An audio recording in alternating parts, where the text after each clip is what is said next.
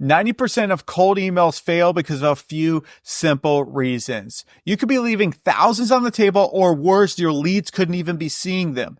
In this video, I'm going to show you step by step how to fix the most common cold email issues that make them go flop. And I'm going to help you turn your cold emails into money making machines. All right, let me show you how. Okay, why 90% of cold emails fail? Here's a campaign, 80,000 sent, open rate, doesn't matter, click-through rate, doesn't matter, reply rate, 13.6%, 164 opportunities. If you want opportunities like that, follow along. Volume, volume, volume. Especially with cold email, volume is the name of the game. You need to be sending at least 10,000 verified emails per month.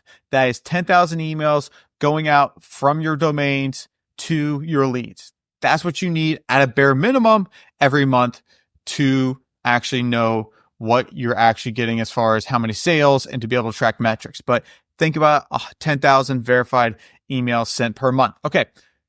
Here's the thing. If you have a bad offer, you should be expecting one sale every 100,000 to 200,000. That's a very bad offer. If you have an average offer, you should be expecting one sale every 5 to 20,000. If you have a good offer, you should be able to get one sale every 1 to 5,000. Now, this is obviously a range. You can improve it, but that's just what I see out in the world right now. Okay. What makes a really good offer? A guarantee, case studies, proof, social presence. We're going to talk about offers later, but just think volume, volume, volume, send more cold emails. Okay. I have this tool here and it's actually a Google sheet. And the link's right here in the Gamma document, which will be in the description here. This first table right here, it's going to show you if you want to send this amount of cold emails and this is your conversion rate you expect to get, this is the amount that how many sales you're going to get. Now, a lot of people will use this tool and say, oh, I'd like to get a 13.6%. I'd like to get a 15% conversion, and I'm going to get 61 sales. Okay. That's terrific. But actually in reality, let's look at what your actual cold emails were. So let's say you're sending 30,000 emails and your positive replies were maybe like 200. All right. So at 200, your conversion rate from positive replies, and let's say how many meetings did you get from those positive replies? Let's say you only got, 10. So your conversion rate is actually 5, which is pretty good. But let's just say you got, 2. That's 1%. You're not going to be making many sales, if any, at all. Okay. So check out that tool. Super interesting tool. It's free. Link in the description. Oh, look at this. Done for you cold email set up. If you need help me setting up your cold emails, sign up here. Also link in the description. If you want to join the cold outreach Skool tribe, here's the link. Data. Are you even tracking, bro?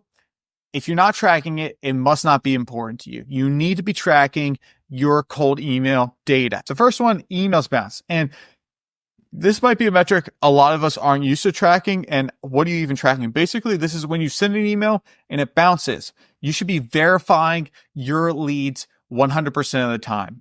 If you're not verifying your leads, what are you doing, bro? Even if you download a lead list from Apollo that says verified, you got to be verifying them again. Okay. So emails bounce. You should be getting 0% emails bounce. 0. And so if you're sending 10,000 emails, you should have 10,000 sent. If you're not getting that, clean your leads. Replies 2%. So that's 2% of 10,000. So that's 200. If you're getting below 2%, it's probably your deliverability. And now a lot of you might be saying, well, why don't I just track open rates? I don't see you have open rates here. Don't track open rates ever, ever, ever. And the reason for it is because, first of all, when you're tracking open rates, the way it works is when you send a cold email, it puts an image over it. When you click on it, it basically tells the person, oh, he opened it by clicking on the image. The problem is a lot of emails now see that as spammy and not good. And so when you do that, sometimes your email will be artificially marked as spam. The other side to it is Apple updated their iOS on their mail, so it would actually open the emails and scan, so you'd be getting false readings. Don't track open rates. There's no reason for it. Track replies. Okay. Positive replies. You should be getting about 10%. That's 10% of this 200, so that's 20. You should be getting positive. So for every 10,000, you should be getting 20 responses.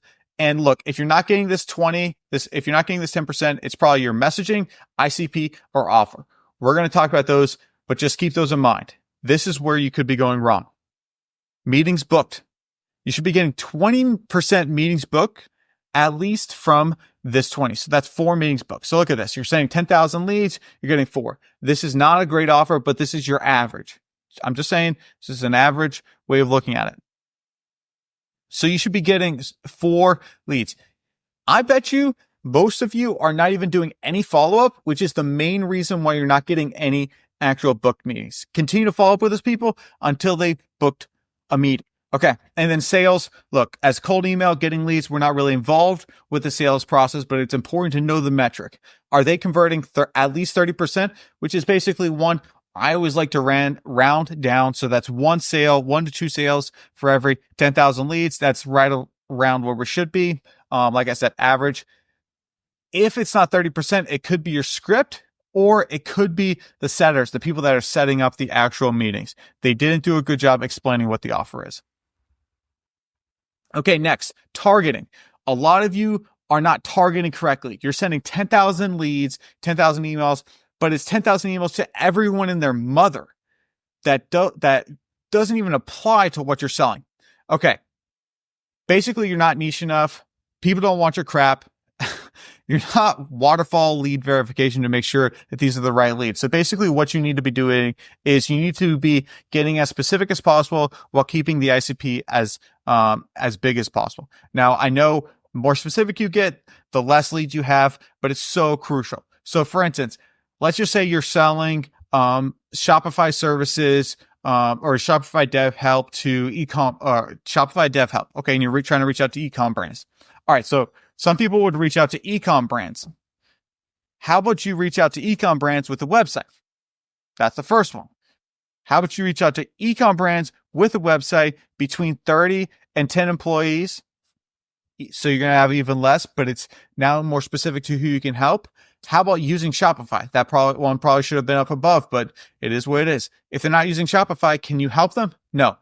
Do they have a verified email address? No. So you see how your lead list will get smaller. However, it's more targeted to the people you can actually help. And the more people you can actually help that you email, the more replies and the more replies you'll get, and most likely positive replies. Also, when it comes to targeting, you need to think about there's got to be at least 3 major ICPs, right? And I'm not saying, okay, e-com brands with, 30 to 10 employees and then maybe, 10 employees to 30 employees. No. Think outside the box. So for instance, your first ICP is e-com brands using Shopify in the US. That's your first one. So basically up here. The second one is e-com agencies specializing in Shopify. Think about this. There's probably bigger fish in the ocean than you are, as far as if you're an agency or a B2B SaaS. And there's probably people that don't want to actually take certain customers. So they will offload or use you as a service of fulfillment.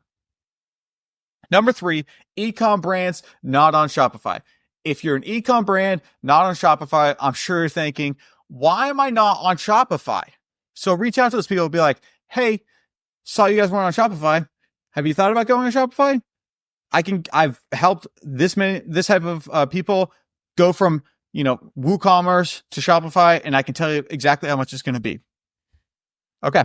Next, your script. Oh my word. This kills me. Okay.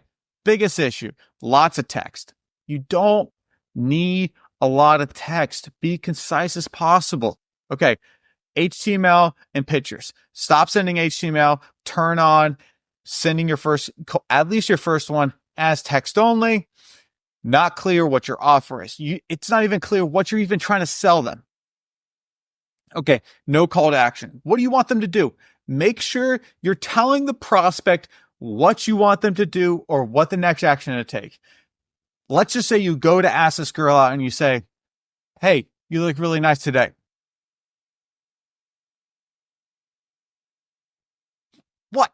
What then?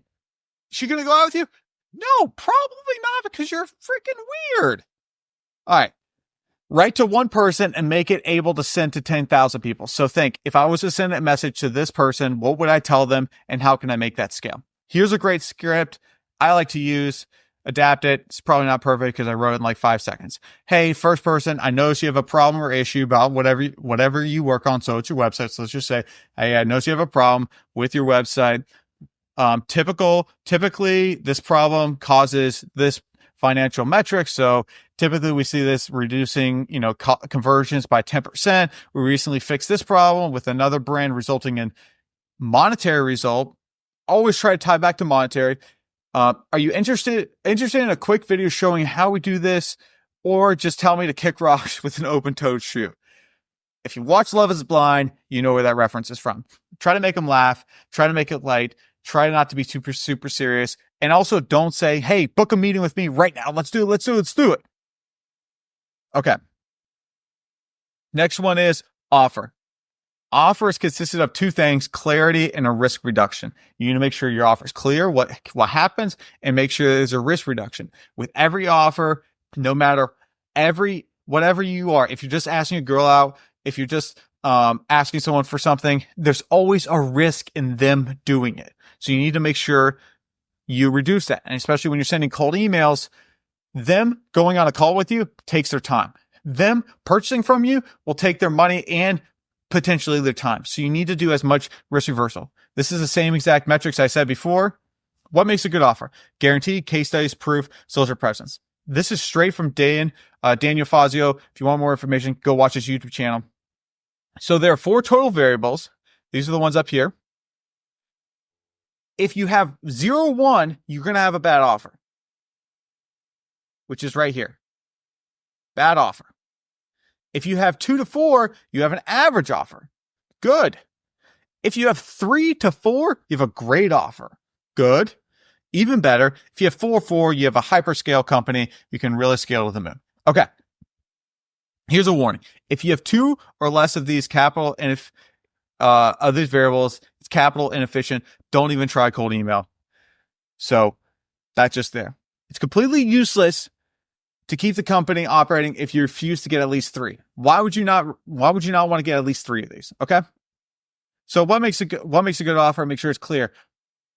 We help who achieve a specific result. We all know this. By what method? Leading to measurable revenue growth and percentage of dollars as little as a time frame. I would even switch this around. What results do you get?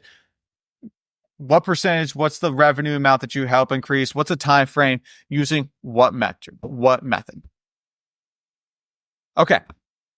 Continuing on. A/B testing. You need to be trying new things. Pick one of these things and try it once a week. Okay. So first line, call to action, personalization, target audience, offer, and format. Those are the things you need to be testing and you need to be seeing once a week. Just pick one. Don't test more than one.